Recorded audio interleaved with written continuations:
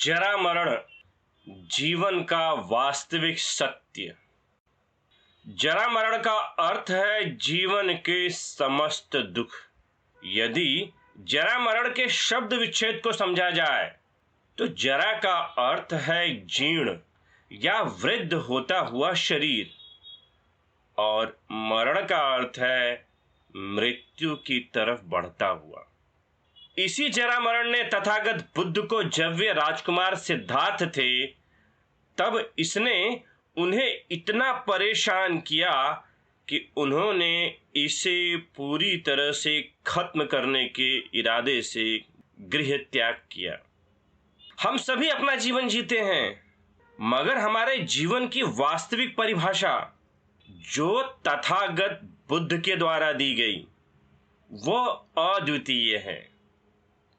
संपूर्ण विश्व में इतने धर्म हैं, इतने विचारक हैं, इतने महान व्यक्तित्व हैं, मगर बुद्ध द्वारा जीवन की गई परिभाषा अतुलनीय है। उनके अनुसार हमारी अवस्था क्या है, किस प्रकार हम प्रताड़ित होते हैं, किस प्रकार हमारा विह्वल चित्त व्याकुल होकर घबराहटों के दलदल में लगातार छटपटाता रहता है, जिसे तथागत बुद्ध ने अपने दिव्य अनुभव से लोगों को साझा किया। और यही चार आर्य सत्यों के पहले महान आर्य सत्य में प्रस्तुत होता है कि तथागत बुद्ध घोषणा करते हैं कि यह दुख है। उनके इन शब्दों को समझना बेहद जरूरी है। जिसने अपने दुखों को जान लिया और परिभाषित कर लिया वह ज्ञानी हो जाता है। इस सत्य को जानना बड़ा ही गंभीर परिवर्तन जीवन में ला देता है।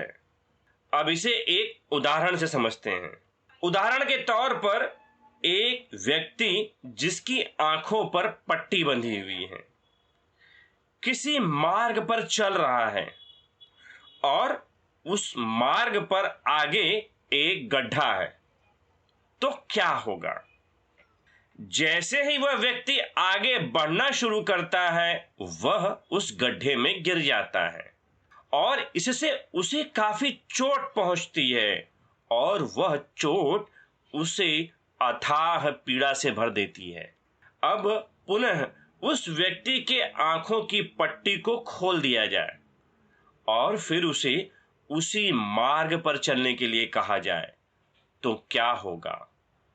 उस व्यक्ति के आंखों से पट्टी उतर चुकी है, उसे दृष्टि प्राप्त हो गई है और मार्ग में उपस्थित गड्ढों को बड़ी सावधानी से देखकर वह आगे बढ़ेगा और चोट जैसी अप्रत्याशित पीड़ा से वह अपने आप को सुरक्षित कर लेगा। यही अर्थ है यदि कोई बिना ज्ञान के जीवन जीता है और यदि कोई तथागत बुद्ध के चार आर्य सत्यों को समझकर जीवन को जीता है। बुद्ध के ज्ञान के बिना व्यक्ति की हालत ठीक उसी व्यक्ति के जैसी हो जाती है जिसके आंखों पर पट्टी बंधी है। जीवन का वास्तविक सत्य क्या है या ट्रुथ ऑफ लाइफ क्या है? वह इन सभी विषयों से अनजान है। जीवन के कुछ पलों के खुशियों को वह वास्तविक माने बैठा है, जबकि वह पूरी तरह से भ्रम है। जो संभव नहीं है उसे संभव करने के प्रयास में दौड़ रहा है और उसका यही प्रयास लगातार उसके जीवन को डुबोए हुए है। ठीक किसी दलदल में फंसे व्यक्ति की एक तो वह उस दलदल में फंस गया है और दूसरा जहां पर वह उससे निकलने का प्रयास कर रहा है वह उसे लगातार नीचे ही खींचता जा रहा है।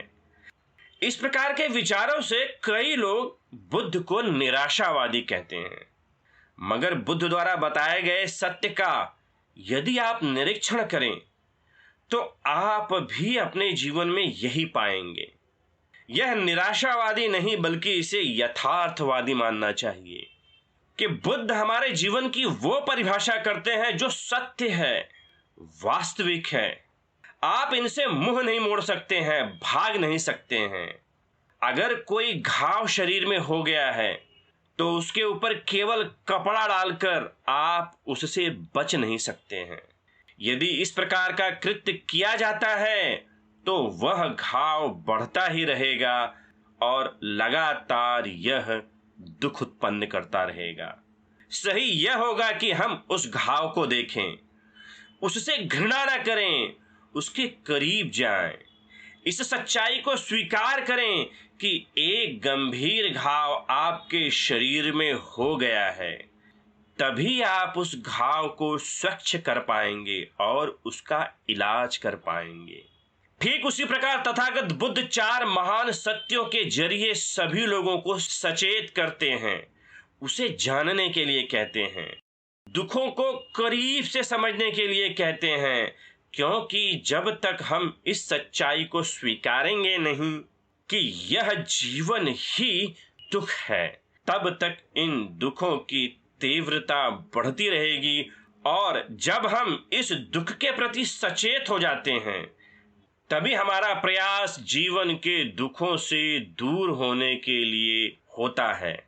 कई लोग फिर से बुद्ध के आर्य सत्यों के प्रति असहमत दिखाई देते हैं और मानते हैं कि जीवन में सुख व दुख दोनों होते हैं। वहीं पर बुद्ध केवल कहते हैं कि जीवन में केवल दुख है।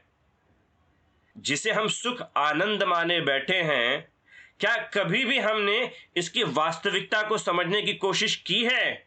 या कभी आपने क्या ऐसे विषय की अभिलाषा की है जो आपको मिले और आप संतुष्ट हो जाएं? क्या इन सांसारिक विषयों में ऐसा कुछ भी है जो आपको मिल जाए और आप संतुष्ट हो जाएं? यह आज तक नहीं खोजा जा सका है। कोई ऐसा विषय या वस्तु जो हमें संतुष्ट कर सके। तो जब हम संतुष्ट ही नहीं हो सकते हैं, तब उसके लिए सारे अनर्थक प्रयास ही क्यों? जिसे हम सुख माने बैठे हैं, वे तो कुछ पलों का मजा देकर स्वतः दुख का कारण बन जाते हैं, जो अंत में जीवन को दुख व पीड़ा से भर देता है। और जिसे हम सुख माने बैठे हैं, उसका भी अंत व्याकुलता और दुख में ही होता है। और इसी सिलसिले में तथागत बुद्ध संयुक्त निकाय के सगाथा वग्ग में इन्हीं विषयों पर प्रकाश डाला है। बुद्ध कहते हैं, सुखद वेदना को दुख के तौर पर, दुखद वेदना को घाव के तौर पर और असुखद अदुखद वेदना को अनित्य के तौर पर जानना चाहिए। तो बुद्ध यहाँ पर स्पष्टतः कहते हैं कि जिसे सुख हम माने बैठे हैं, वास्तव में वैसा कुछ नहीं होता। केवल इनकी झलक होती है जो कुछ पलों के लिए आनंद व मजा उत्पन्न करती है और अपने अनित्य स्वभाव के कारण समाप्त हो जाती है, मगर ये अपने प्रभावों का बड़ा ही गहरा असर छोड़ जाती हैं। हम बार बार इस प्रकार के सुखद वेदनाओं की तरफ प्रयासरत हो जाते हैं, यानी कुछ पलों की खुशी और इनकी व्याकुलता का गहरा नकारात्मक प्रभाव, जिसे जीवन के दुख रह जाता है। तो इस प्रकार जीवन के दुख को बुद्ध घाव के तौर पर जानने के लिए कहते हैं और सुख को दुख मानना चाहिए और जीवन के दुखों को घाव के तौर पर जानना चाहिए कि जिस प्रकार से शरीर का घाव है वह पीड़ा देता ही रहता है, ठीक जीवन के दुखों को ऐसा मानना चाहिए। मगर फिर भी कई लोग चर्चा के दौरान अति उत्साहित होकर यह मत प्रकट करते हैं कि जीवन को मस्ती के साथ में जीना चाहिए, जितना मौज करना है करो। क्या केवल इस प्रकार के चिंतन से जैसा ये लोग चाहते हैं, क्या वास्तव में वैसा हो जाता है? यदि गंभीर होकर देखें तो ये लोग अपने दुखों के प्रति अधिक संवेदनशील होते हैं। जीवन के महान सत्य के प्रति इस प्रकार का लापरवाही भरा जीवन इन्हें वास्तव में और प्रताड़ित करता रहता है। और यह इस प्रकार का आचरण है कि शरीर पर घाव है और वे उस पर एक वस्त्र डालकर उसे भूलना चाहते हैं। जीवन के सत्य या अपने दुखों को पहचानना, उन्हें जानना, उनके कारणों का पूरी तरह से जांच पड़ताल कर उसके सत्य का अनुसंधान करना, और यह सम्यक दृष्टि के सहारे प्रज्ञा से किया जाता है। जो लोग इसमें असफल होते हैं, और इसको पहले भी सुना गया है, बुद्ध संयुक्त निकाय के पुष्पवग में कहते हैं कि बुद्ध ने भिक्षुओं को कहा कि अविद्या के अंधकार में पड़े हुए, तृष्णा के बंधन में बंधे हुए और संसार में संधावन करने वाले प्राणियों के दुख का अंत नहीं होता।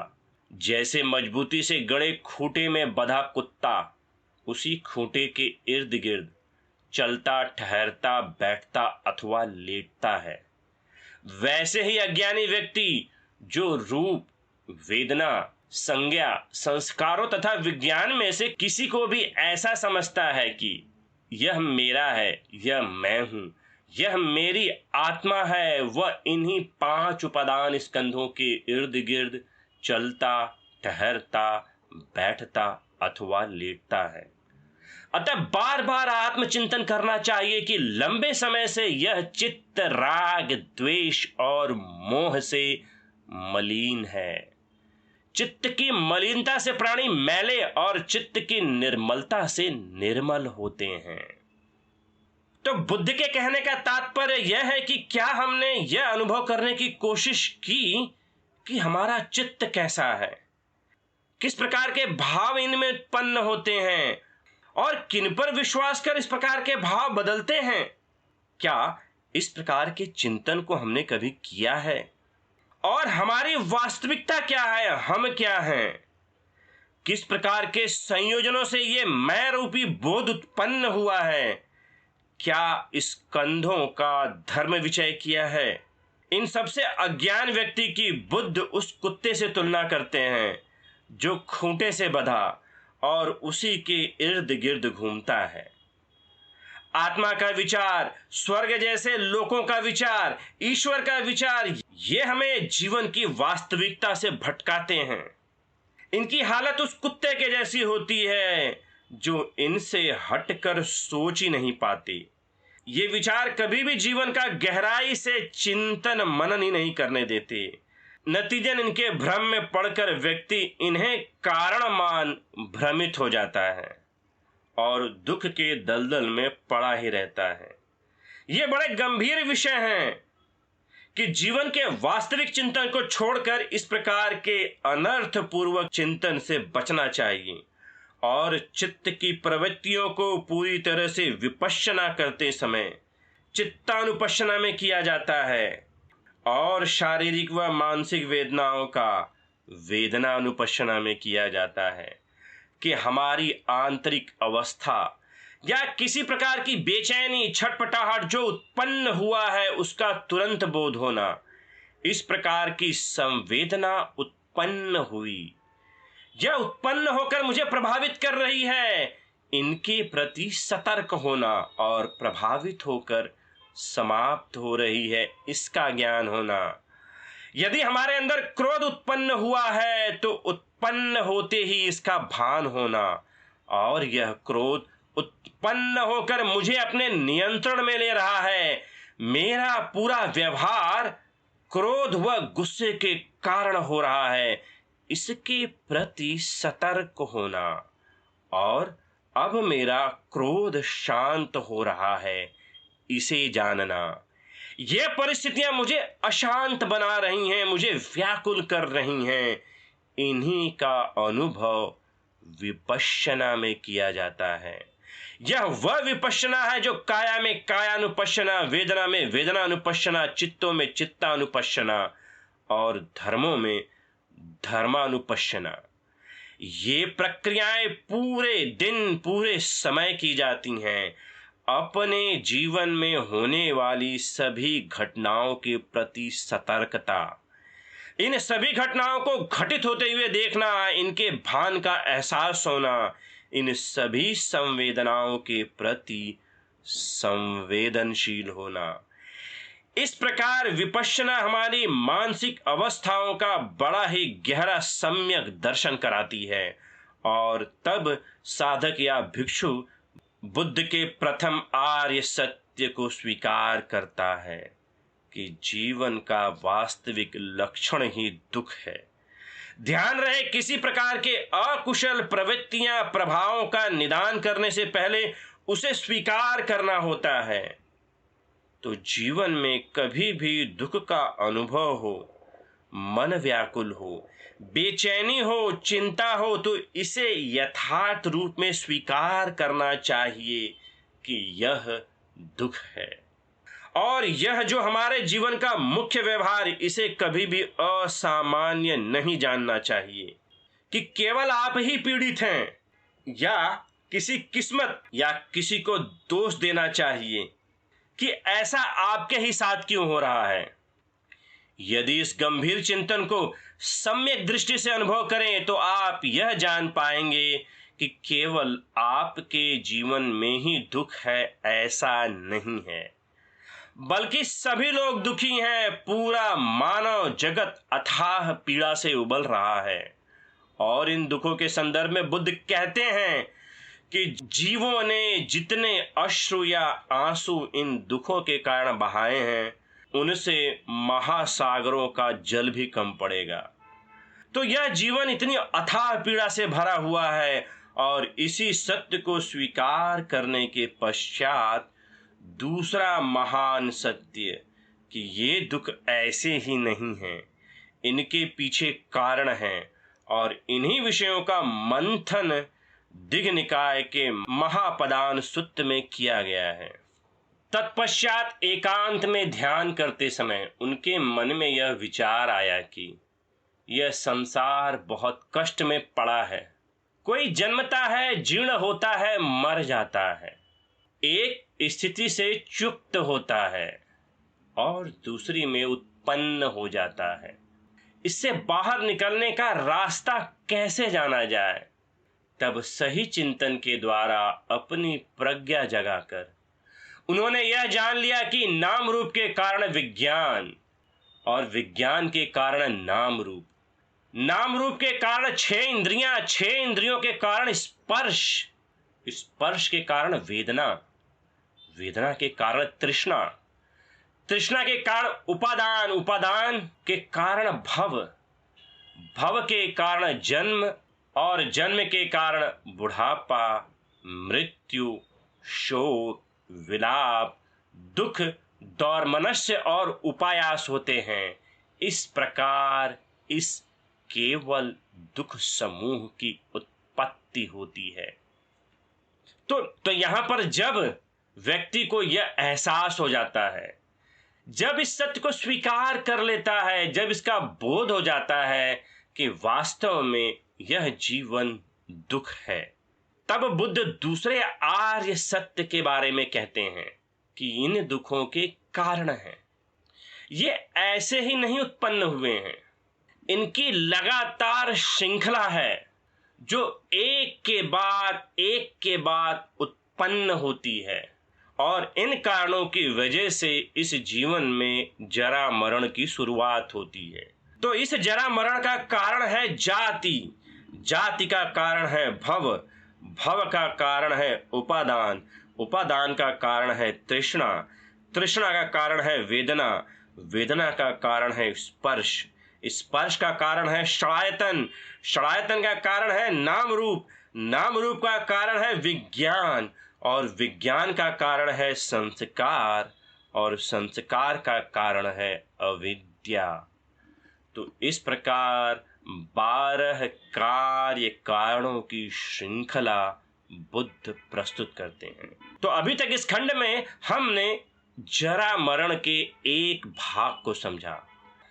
अब हम आगे इस जरा मरण के कुछ विशेष व्यवहारों को बड़ी गहराई से समझेंगे कि इनके भी व्यवहारों में कई सटीकता होती है, और वे सटीकताएं प्रतीत्य समुत्पाद के नियम का पालन करती हैं, और इसकी वजह से इनकी अनित्यता का भाव भी प्रस्तुत होता है।